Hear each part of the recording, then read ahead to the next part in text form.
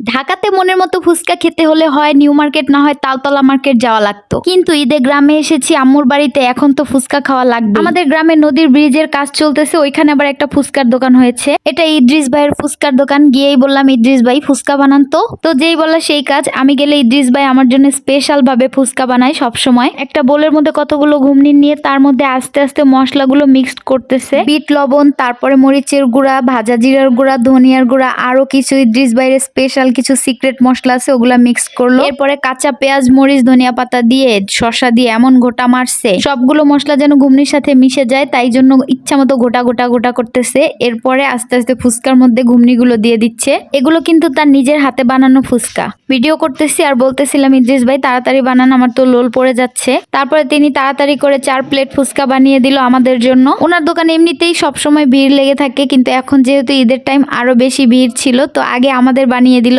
আপনারা যারা শিবচরের আশেপাশে আছেন অথবা মাদারীপুরে, আপনারা কিন্তু চাইলেই আসতে পারেন এখানে ফুচকা খাওয়ার জন্য।